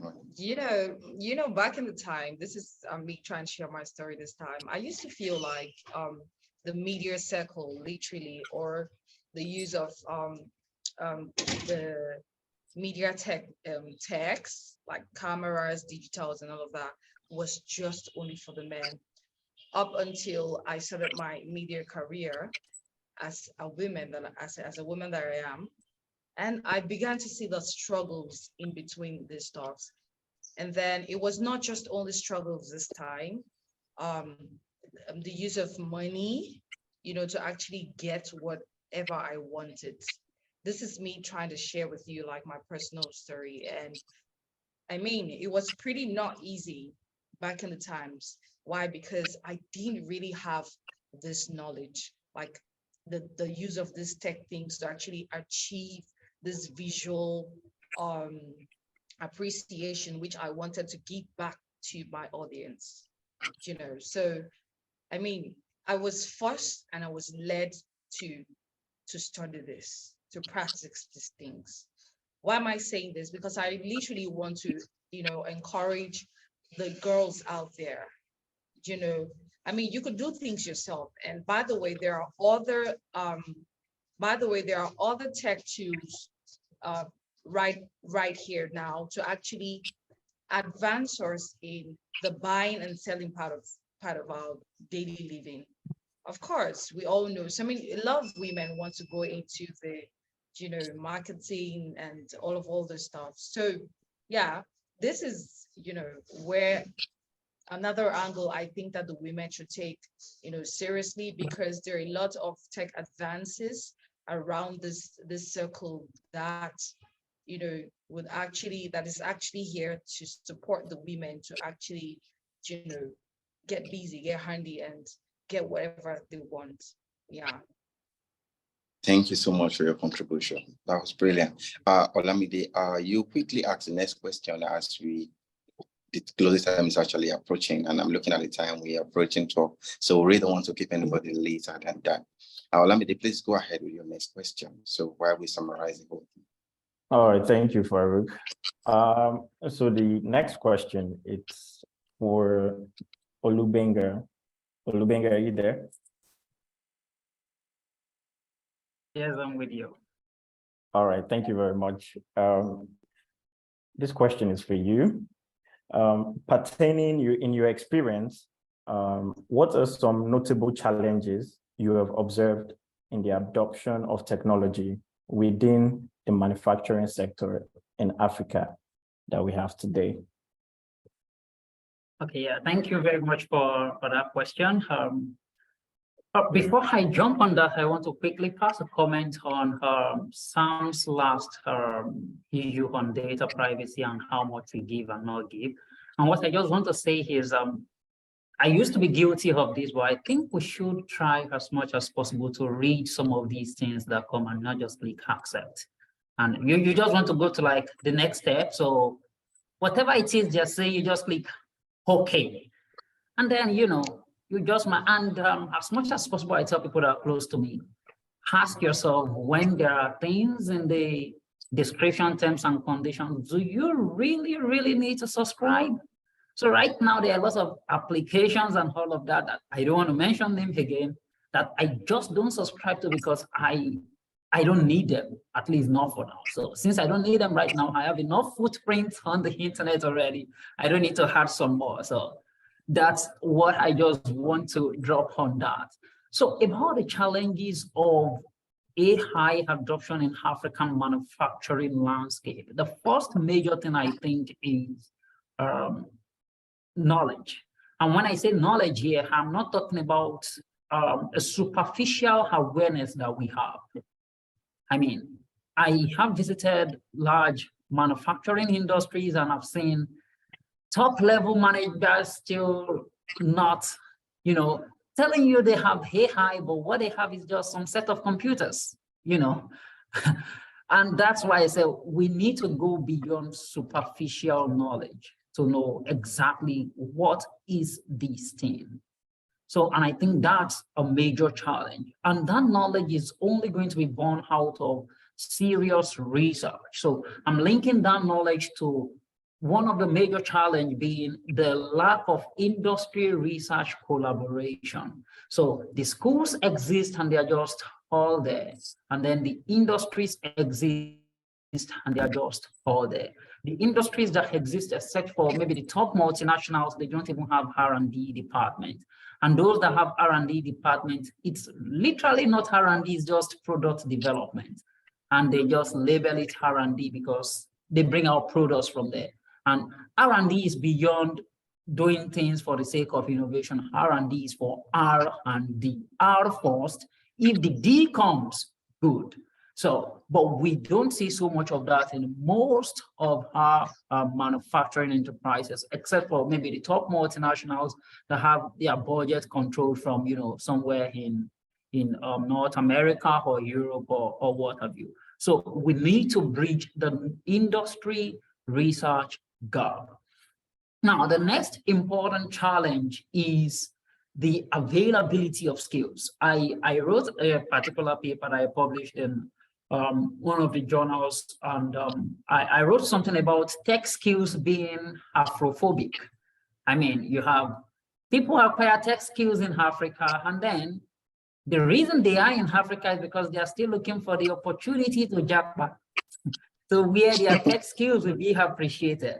And that's a major challenge. Again, I have visited different manufacturing plants in Africa, in the north, in the east, and in West Africa, and have seen that these challenges seem to revolve around the cycle, except there's a little reduction in terms of what you have. I mean, tech exportation is a little lower in the northern Africa, and perhaps because of their good currency and good standard of living and all of that.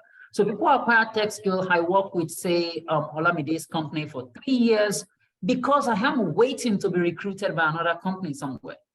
And this gap creates a very, very big imbalance. We have, the skills are not enough. The few we have, they're just acquiring work experiences to export their knowledge. And that's a major, major issue for manufacturing industries in Africa to move into AI. We can't bring, you can't recruit from Europe majorly into Africa. You can only recruit from Africa because of the what should I call it now, the payment and salary and all of that. So, but the few skills we have here, I just keep getting the skills and they are leaving, and that's a major challenge. Another challenge is for manufacturing, the supply chain is critical for success.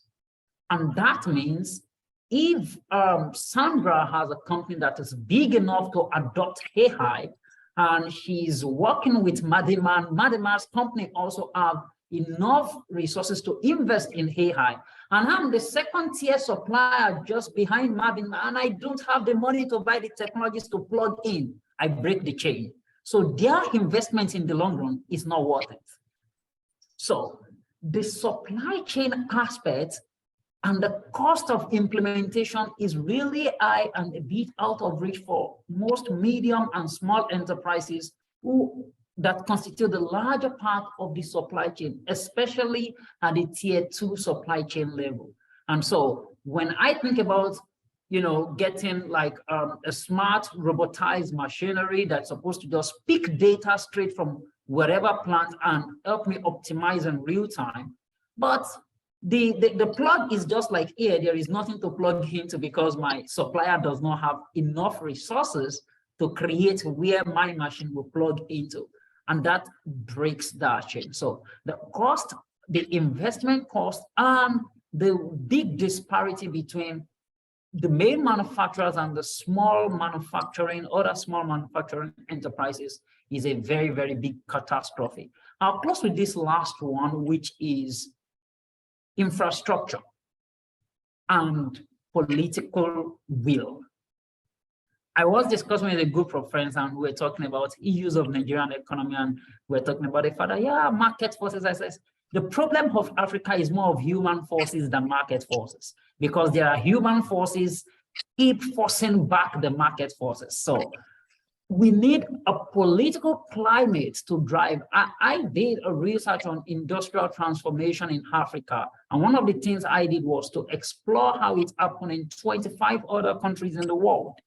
And I've seen that in all the 25, 23 were policy-led industrial transformation.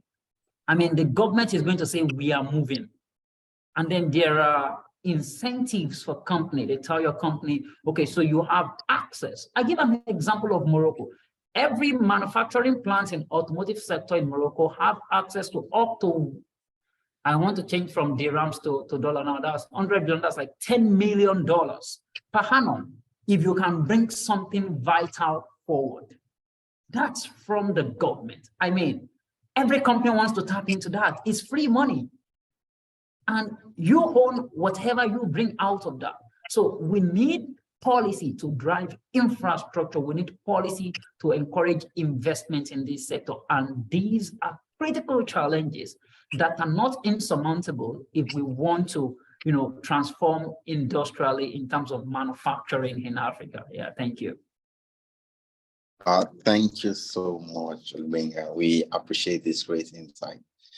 So I was going through the questions so we can provide avenue for us to answer the question. Then I realized that you all are performing fantastic thing on the question section. You've all answered the questions already, so there's no questions to actually pop up here for me to ask. So if we, between the panelists, if you have any questions that you want to ask your fellow panelists, please go ahead quickly, as we have just 5 minutes to run.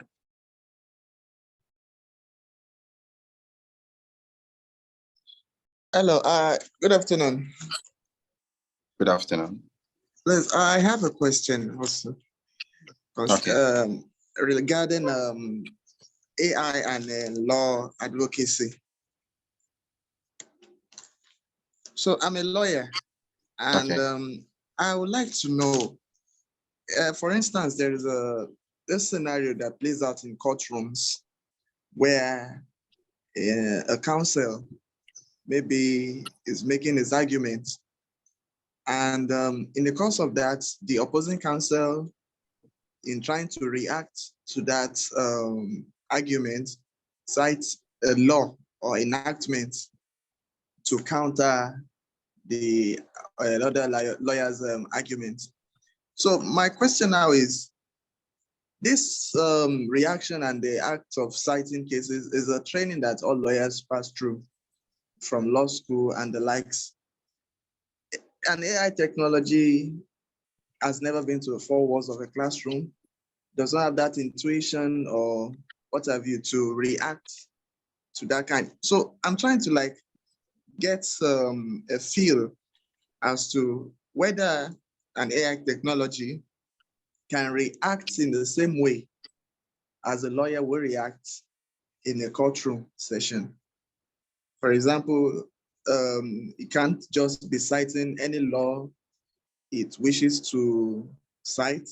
There has to be a particular or specific enactment it has to cite. So can an AI do that? Is what I want to know. Thank you very much. Thank you very much, Abdul Karim, for your question. So I believe you throw the question to the open floor for the panelists or for any of them to take up the question. Okay, I think I should answer this. Yes. Yeah, so this is a very good question, and it would give us a clear understanding. The response will give us a clear understanding of how AI systems work. I have explained a bit about it in the opening sections when I was answering some of the questions. So yes, the answer to your question, the short answer is yes. AI systems can be able to make this decision even without going to through any formal training, like going to school, like how a human being would do. And that is possible because of the 3 fundamental things that I mentioned. That is availability of data, computing resources, and innovation in algorithms. So availability of data, meaning that over the past years, so many years now that we've been practicing law, we have examples of cases. In every case you can think about, there are examples. We have data on those cases. We have what the judges, how the judgments were passed, what were the peculiar details about those cases, and everything about a lot of these cases. We have the data available. So what scientists or machine learning experts do to empower computer systems to be able to respond is they now take these examples, they take this data of the various cases, the different category of cases. We have millions and uncountable data, and they now feed this data into this computer system. That is what is referred to as training. So what this means is it's like training well, I say a dog now to react to scenarios. You will say, if this is what was presented to you, this is what you should respond to. If you are presented with case A with peculiarities XYZ, this is what you should respond to. So what that will now translate to is you now have a situation where you've presented so many examples, And then the AI system is now able to generalize. And that is how the human brain works. The neural networks that is applied in these AI systems mimics the human brain, so that when you are now presenting a new case, it will now look at the past cases. It will now look at the experience, and that is how you think. Because when you want to make a decision, it is based on your experience. As a lawyer, it is based on what you've learned from law school, based on what you've learned in the courtrooms. That is how you are now able to respond, and that is exactly how the computer system uses the neural networks to respond.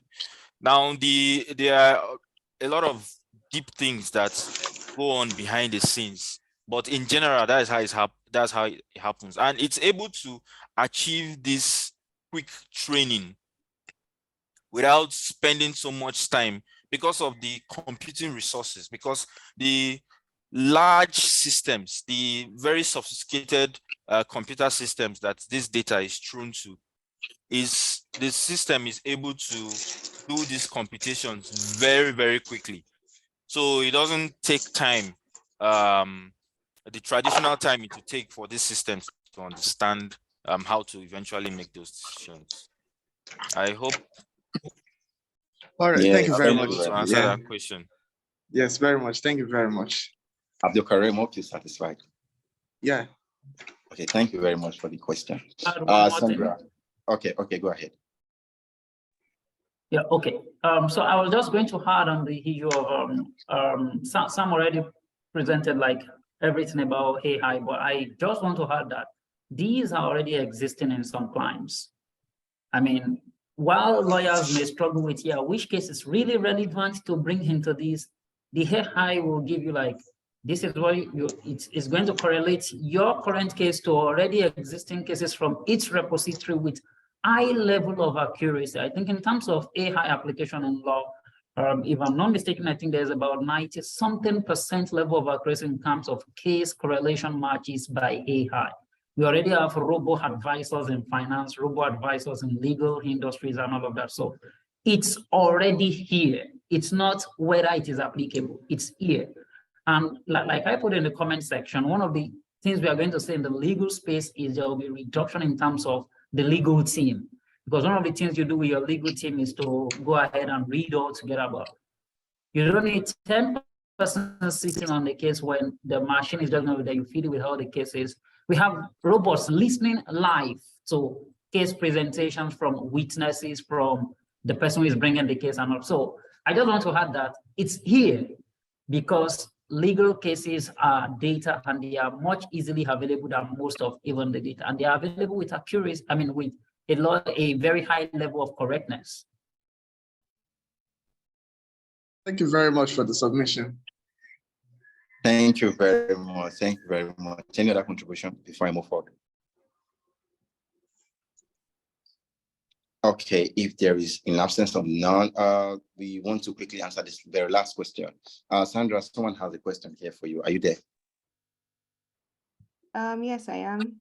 So the person says, Miss Sandra, you spoke about using Siri sometimes when you want to talk.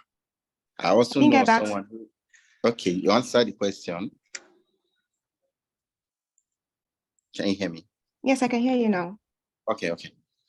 She said, Miss Sandra, you spoke about the using Siri sometimes when you want to talk. I also know of someone who always look forward to chatting with her Snapchat AI. Do you think it's possible to develop emotional ties with your AI? Like, when you start calling Siri my darling or sweetheart something. Well, the good thing about chatbots and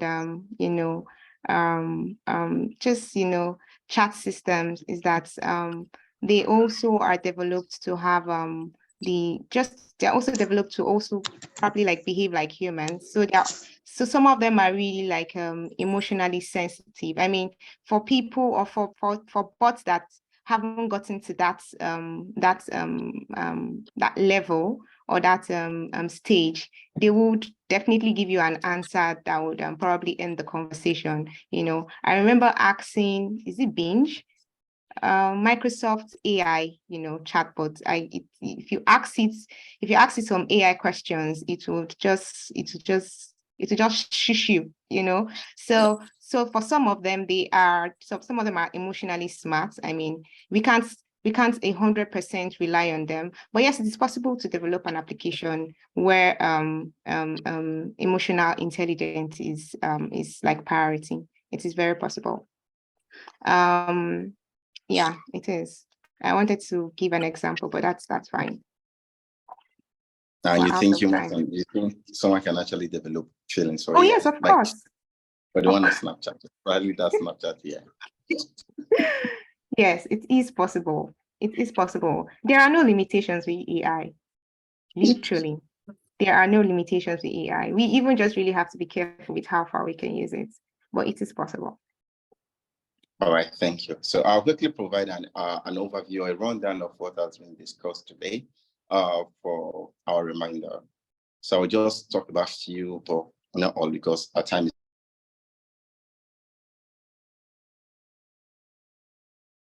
is not on our side. So according to some areas, because of its advancement, even businesses have adopted AI in their chat box to respond to their customers. Simply put, it's basically using the computer system to respond like human beings. Then said AI has helped to automate processes like computer power, data availability, and innovations in algorithm. Then according to Sandra, AI is huge. We've always scratched the surface, and it's the only, and it has the potential to revolutionize our lives. How to achieve these improvements with AI in healthcare then state clear goals, e.g., do you want to improve your patient well-being, identify specific AI operations, choose the right AI applications for your needs, identify the needs of your patients. Nigeria has made some progress with AI, and I'm happy about that. Then Olubenga actually talked, because we here in Africa knows that we don't really have this modem where we can actually generate, where we can actually provide our own data. So there's a concern of where are we getting this data from that we're implementing and all. So according to Ms. Ekene, technology is more about empathy. I resounded that, identifying the needs for the people and improving solutions. We need more girls in STEM because of the diversity of perspective. It is safe to say that both male and females have the potential to provide solutions and solve problems. Having more women in STEM will change the stereotype that women cannot thrive in STEM spaces. And Mandy actually re-emphasized on saying those words too. And he talked about fake news in the media and how it can be addressed using AI. So far, the representation of girls in STEM, according to Ms. Ekene, roles such as medicine has been impressive, but overall, there are slow representation of females in other fields. So for mentorship is one way to get girls in this space. It's important to catch them young while they are still in secondary schools. That brings us to Code Pink. We have a Code Pink program, and we are giving free software training for female secondary school girls.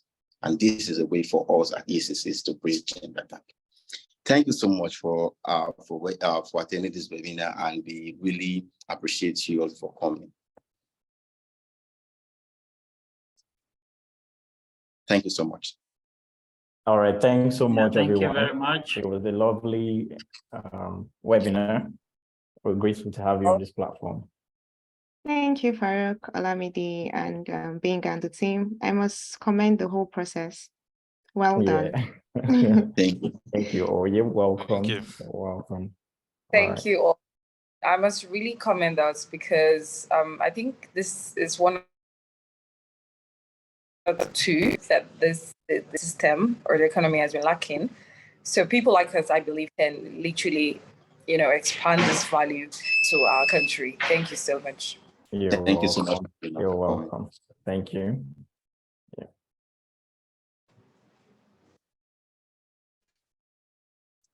Ms. Ekene, are you there?